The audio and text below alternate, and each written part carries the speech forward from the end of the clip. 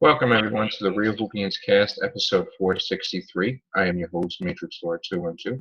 I'm with Connor. What's up, Connor? Hello.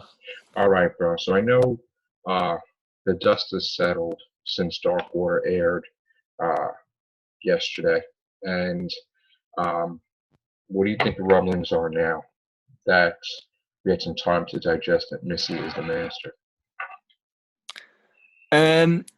At first, like when obviously the reveal first aired, I was kind of like I was confused. I was like in shock for about an hour, and Yeah, then I started to think about it, and then I thought that by the end of the night, I thought, oh, I think maybe a female master is a fantastic idea. right. So I really supported the idea of Michelle Gomez being the master. Right. Yeah. I actually loved it that they did that. I didn't think I was going to, but the way they did it, where you first you thought it was the Ronnie, and then they kind of did that thing at the end. I'm like, I just kept watching it, afterwards. That Yeah. scene that's like 20 something seconds long, over and over.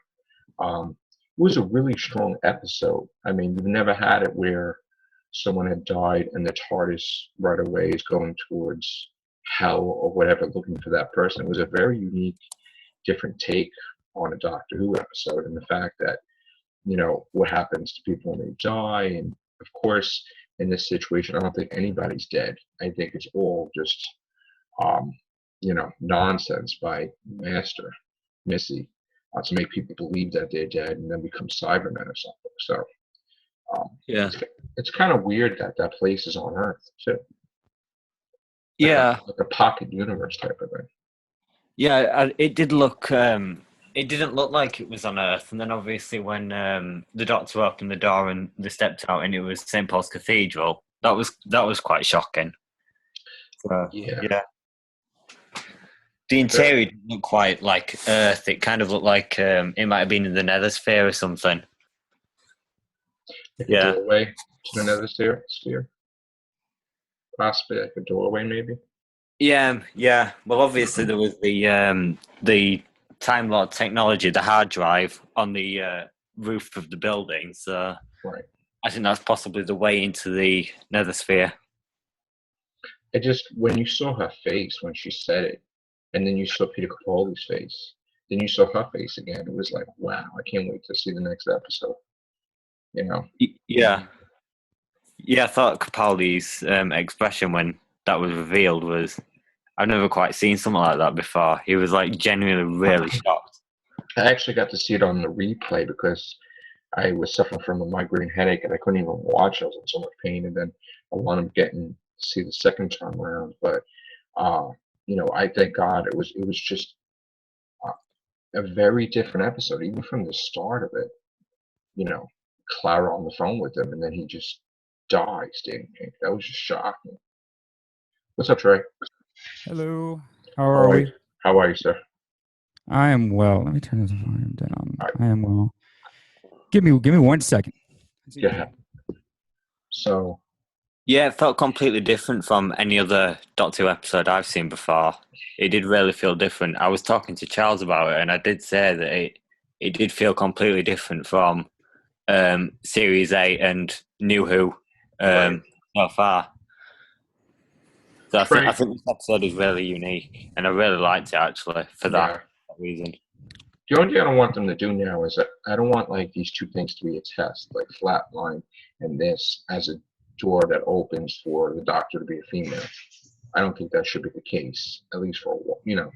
I know it's going to happen eventually, but I'm not really looking forward to that. Trey.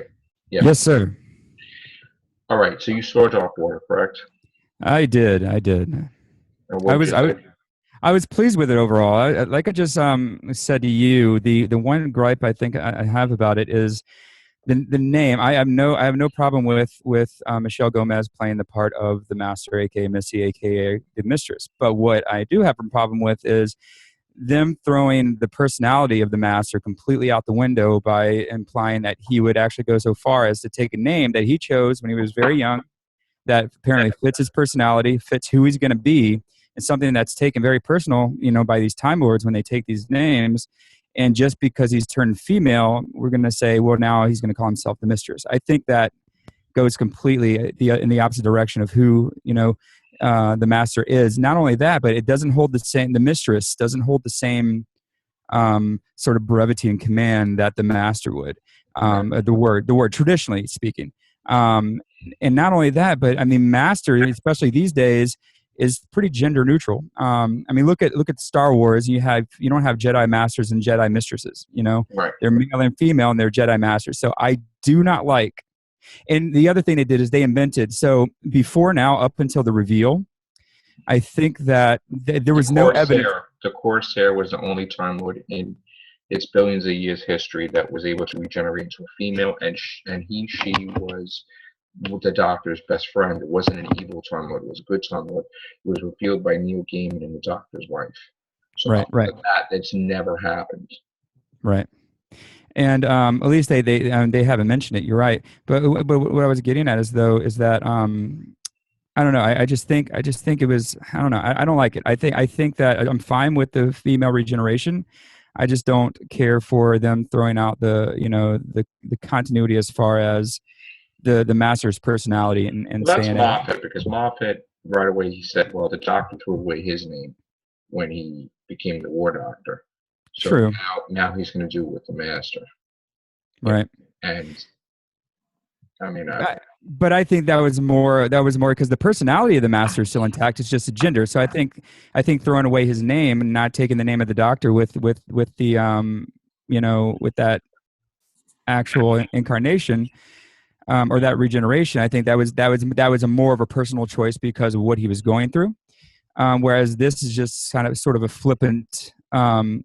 Well, and this is another thing. Whenever there was no leading up to this, there was no evidence that this is the master. And I was saying vehemently, I really do not think this is the. And I was wrong, but I was like, this is not the master. There's so much evidence not pointing to the master, but pointing away from it being the master, including whenever in the Doctor Who, in Doctor Who magazine, I can't remember who it was, but there was somebody from the cast or somebody from the production said that Missy is a new villain created for Michelle Gomez, a new villain.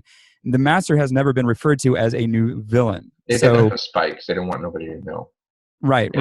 Like Moffat always lies. Right. So I didn't think so. That's what I thought maybe it would be the Ronnie, but no, because if it's supposed to be a new villain. And not only that, I mean, within the show, they did all sorts of things to kind of, like I said, to kind of... They threw you in too many different directions that you didn't know what was happening. It was spinning around. Right. But they do that at the risk of risking, canon and stuff like that too. Like I said, with the mistress, and doesn't fit. I think the whole that she kissed him threw everybody off because they didn't know at the time that he felt two hearts on his chest, and he was kind of in shock, not because of the kiss, but because it's a Time Lord. Right. And then she says, "You abandoned me," and then it's like, well, we don't know what happened with the Ronnie, with the Time Lord, with the War Doctor or whatever. So we don't know if something happened when we just left her. So right away I thought it was demonic, Sure. And what's the matter, Bryan? You're shaking your head. I hate the idea. I hate it. The idea of her being female? I hate that Missy's the master. Oh. I don't know. It's just something about it. Just something about it. I don't know. I could see the master doing that though, just to mess with the Doctor. Though I could see him doing it because it didn't really know its name.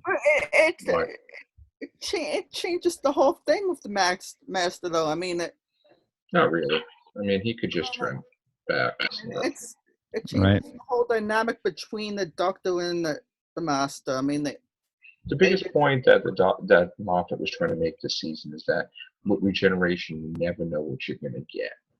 And that wasn't just for the Doctor, it was for the master as well. You don't know what kind of master you're going to see next. Because, the Doctor and the master they've known each other since they were kids on Gallifrey. And they went to the academy together. They grew up together. So if she really is the master, she is the master, Bryan. Well, what I'm she just really saying. Is. Well, what I'm saying is it's not changing. Go ahead. At least since she's the master, it's just kind of weird for me now. Considering she's a... Dude, get ready when the Doctor becomes a female. Everybody's going to be going ape. Yeah, but that's going to happen. It's just now more than ever. And I think people are kind of working up to being okay with it, you know, at this point, because there's so many people it's being talked about so much. Also, I think it was kind of weird now that I think about it, that since she is the master, that she kissed the Doctor. No, he did that for spite the master, to just throw him off, I think. You know. What about you? Yeah. There was a point where I actually thought in the episode that she was Romana. Really? Oh, yeah. I kind of thought that for a second too when she says the one you left behind or whatever. Yeah, and also the hat. The hat's really similar from what Romana 2 wore on several occasions.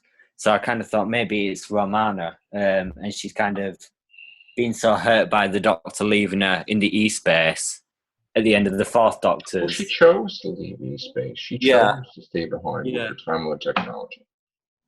But maybe, like, I don't know, she was kind of hurt by the Doctor, like, I don't know, leaving her, that maybe she kind of turned evil. But, and the then last time we technically saw Romana was Dimensions in Space, which was, but supposedly she was in a TARDIS with Irani, where they were trapped and they were battling. So, what about the Cybermen in this whole scheme of things?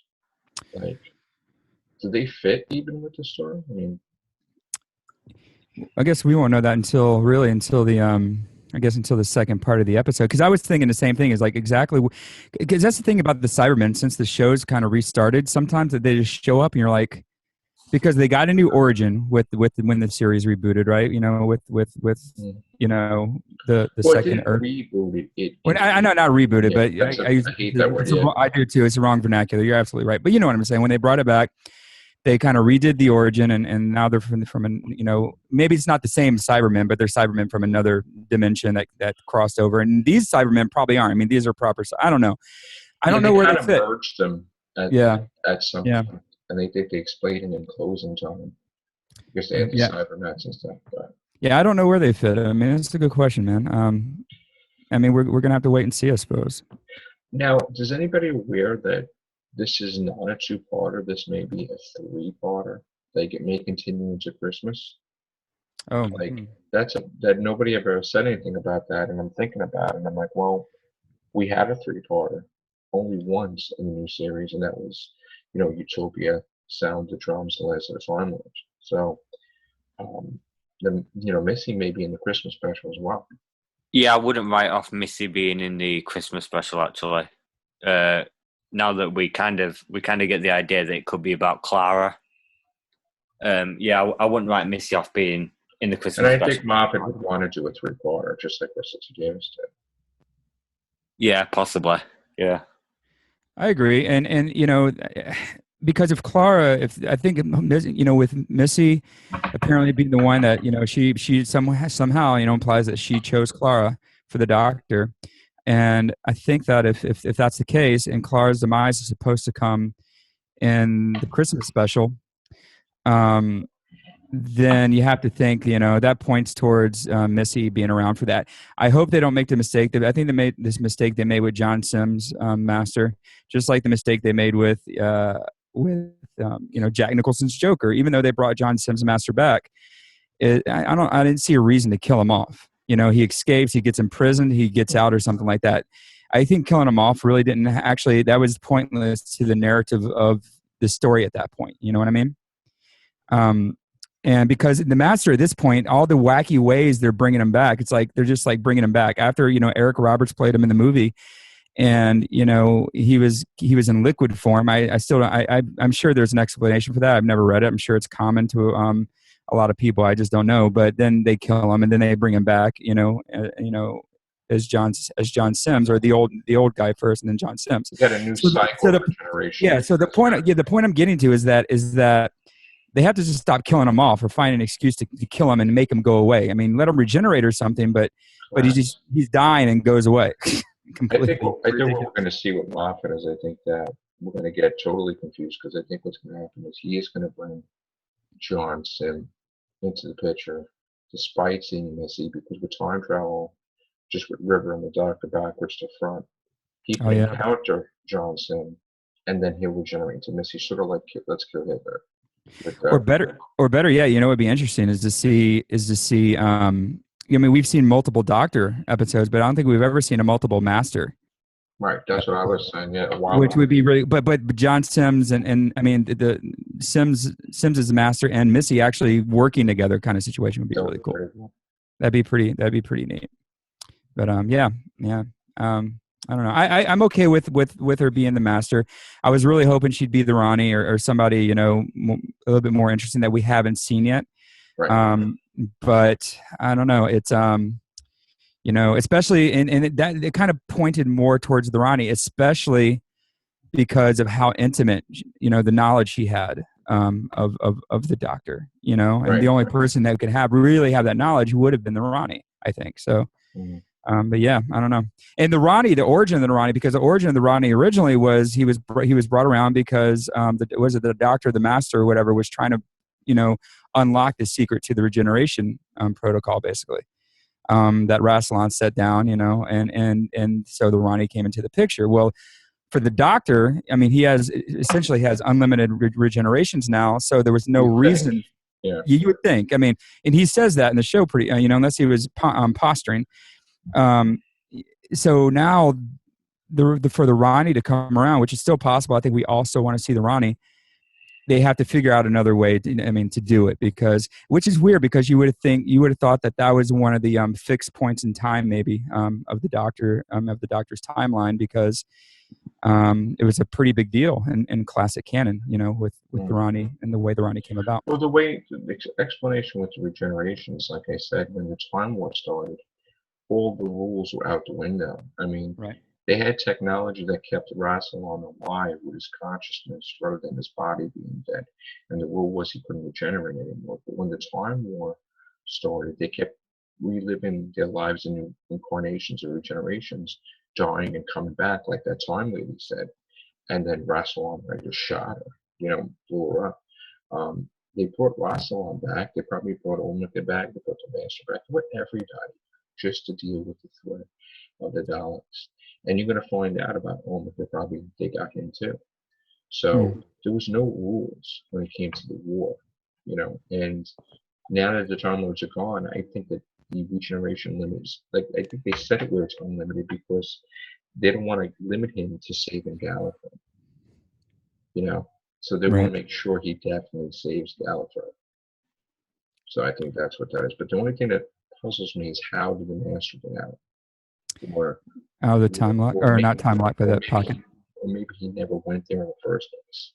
Right. Well, he went somewhere, because at the end of the episode where, you know, David Tennant regenerates. I think he leaps out. Yeah, well, that's the thing. We don't actually see what happened to him. I think the assumption is he got pushed or pulled back into that hole. But I don't think he did. I think he leaped away. Yeah, maybe because he was just all of a sudden not there, and that's the thing. I mean, he's just not there, and I because I didn't think he died. I think he just something happened and it left it open smartly enough to where they didn't kill him again. They left it open in order for the Master in some form to come back. So, and what's interesting is that the Missy Master is more along the lines, with the exception of her being female, of the traditional Masters, you know, from the classic episodes.